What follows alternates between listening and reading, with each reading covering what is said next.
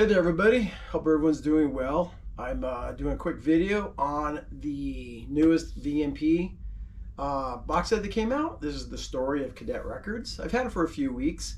I just haven't had time to do a video yet to review it. Had a bad infection for the last 5-6 days now, and I finally had a chance to actually play the records while recovering. So I thought I'd do a video since I'm feeling pretty good today and I'm back to work tomorrow. Yeah, it's a nice box set. I buy some of the other one sets. I have the Women of Motown, which I thought was a very good set. Ghostly I got just because there's a lot of records I hadn't heard of. So I checked it out, and yeah, I'm happy. Is it great? Blow me away? No. The Ghetto Records I thought was really cool.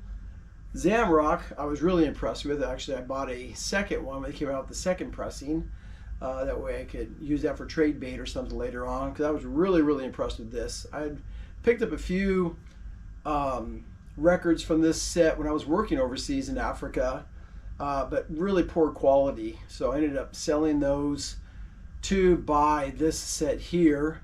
I have the Blue Notes set. I think that was their first one, if I remember right. I lent that out probably 2 years ago to somebody. Haven't seen it back. I might be out of Blue Note record set. I enjoyed that one. And then the story of the Cadet record set. So it's a nice set here. I did have to clean the records. There were a few of them. They had some fingerprints, some white junk on them from the sleeves. They all sounded really nice. It's a great set. It starts off with you have a booklet. Nice booklet. I think it was 32 pages if I remember right. Let me see, I write some notes down on this thing. 36 page booklet talking about everything about the records. The majority of them were mastered by Bernie Grudman, and except for the Muddy Waters record. I'm trying to remember who did that. Let me look at my notes. I got to cheat here. The Electric Mud was by Barry Grint. So, but I really enjoyed the Tell Mama record. I have an original that's probably good plus condition. My wife really likes Etta James, so I've always picked up Etta James stuff over the years. But this one, very clean sounding, good. I thought it had good tone all through.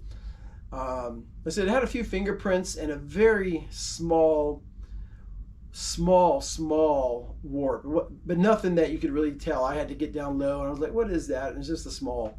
So besides that, I was really happy with this record. The Dorothy Ashby I'd never heard before. It's called Afro Harping, and I enjoyed this greatly. It's a great record. I didn't want to spend, what did I see that this one's going for? Like 300 plus. And to find one in this condition, I mean, you'd be paying some money. So I thought that was one of the reasons to grab it, because I really thought that was a good price for something that's really. The Harold Land Quintet. This is another one that could be pretty pricey. Probably $100 or more for a decent copy. I enjoyed it. I can't tell you that any of them stood out greatly to me, but as I was down here doing some stuff, listening to this, I thoroughly enjoyed it. So it's a good record. The Electric Mud, I already have a copy of this one, and most people know this one already. You know, I Just Want to Make Love to You, Hoochie Coochie Man, She's All Right. I mean, some good stuff on here. And I compared it actually to my 68 pressing, and I would say this was probably a better sounding. Now my 68 pressing, probably a VG plus. So I mean, in really nice condition. It's been through my 3-step process of cleaning, and it sounds great. But this one, I think, to me, and I don't have perfect ears, you know, 59 years old. I've worked in very loud environments, from aircraft carrier flight decks in the Navy to refinery to drilling offshore. So my hearing's not the best. And but to me, I really enjoyed this one. The Ramsey Lewis, Mother Nature's Son, all instrumental, and being that the songs that he did is basically from the White Album of the Beatles. I was interested to hear it. I sampled some on YouTube before when I first pre-ordered it to see what I was getting into, and I was kind of like, I don't know. But I did enjoy it. I had my wife listen to The Blackbird. That's her favorite song. I've taken her to see Paul McCartney a couple times, and she always breaks down crying on that song. So does it compare to the originals? No, but it's a very nice listen when you're just in a mellow mood. If you were like, just sipping some wine or a drink, which unfortunately I can't do because of my medication, but I did enjoy that. The Shades of Brown. I had never heard of this before, and I enjoyed it. I can't pick out a favorite song. I might have to listen to it a few more times, but when I was looking it up, I was like, okay, if I wanted to buy this record, and what was it going for? It's it's probably in the $100 range, and I don't remember what I paid for this set. The member price. I'd have to look it up. I'd be lying to you. $279, $299, $329. I'm not sure if they still have them or if they've all sold out. Supposedly it was a limited edition of 1,000 for the first pressing, which means they're going to do it again. Mine was number 484, if I remember right. Yeah, 484 of 1,000. But another one I enjoyed. I thought it was good. Some funk, some soul, and I've learned to appreciate that late 60s, early 70s funk a little bit more. I mean, I've always liked Parliament, Funkadelic, things like that, stuff that got some radio play. But the offbeat stuff, I never gave it a shot, and I've been doing that the last few years. So I thought, all right, let's give that one a shot, because I knew it was part of the set. So let's grab it. The Rotary Connection. Definitely, it's supposed to be kind of funk, but I give it a little psychedelic also. I have their first two, what were the first two albums called? Peace and the Rotary Connection. I know the Rotary Connection for sure. That was the second one. I can't remember. I think the first one was called Peace. Did I write it down on here? And yeah, Peace.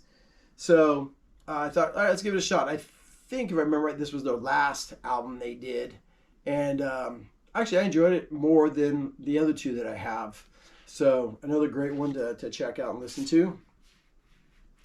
And then the Terry Collar record. This one, again, it's a mellow record. A little jazz. I don't know a way to explain it. Jazz, a little funk. But this one is a tough one to find in good shape. You're probably going to spend $200 or so to get it. So yeah, I enjoyed it though. I enjoyed that record. Like I said, all of them, besides some fingerprints and some dirt from the sleeves, it was a very nice set. I've been part of the VMP monthly record club, probably 4 years now, I'd say. So I have quite a few of their records. I've bought some of their other stuff besides the box sets when they come out with specials. And I've, knock on wood, I've had very good luck. I know a lot of people I've seen complain. Like I said, the Etta James had a small warp. Nothing that you could probably even send it back. On my Women in Motown, I had one of them that had some really bad skips on one of the records. I shot a video of it, and I wrote them. They asked me to send them a link to the video, and boom, the next day, they're like, all right, new copy's on the way. Didn't have to send the other one back. So, no return shipping or anything like that. And they were very helpful. I had a shipping or an ordering thing. I ordered some records that were on sale, and supposedly one time I had ordered it was a test button or something. It was for a John Prine record, but it wasn't. It was a test thing that they sometimes put up for these test purposes. And I clicked that instead of the regular record. So it took a couple months to get all my records. And it was one of those, where they had some specials on stuff, and you ordered 150, you got 25 off or something like that, or 50 off, I can't remember what it was. But they stayed true to it and they fixed it, and it just took a little while. So yeah, I've had good luck with the VMP stuff, and I enjoy them. Um, I did not get the Stax. I wish I would have. I enjoy a lot of the Stax records. The For future sets, what I'd really like to see them do, if anyone from VMP watches my nice little video, some psychedelic stuff, and do a psychedelic box set of some of the hard to get stuff, and Dwella's Dream, Jade, things like that. You know, the stuff that you just don't see. I mean, everyone pops up. You know, Velvet Underground. You know, I've got like 5 copies of Velvet Underground, 13th Floor Elevator. You know, I've got those. I know a lot of people don't, but those you can find those if you really look. But there's other ones that you just cannot find. So I'd like to see a really good 8-record psychedelic set, or even a 10-record psychedelic set. And if it was some good stuff with some good mastering, I would definitely buy that, and I would think, you know, other people would enjoy that. So, but yeah, give me some comments if you got this set, what you think of it, if you had any issues, also what you would like to see them do. They've done quite a few stuff. Some of the stuff I didn't order because this is like, yeah, the comedy series. Nah, I didn't want that. That did not interest me. Don't know if it interested you, but wasn't for me. Trying to think what else they could do that you just don't see a lot of. I don't know, right off the top of my head. But anyway, I hope you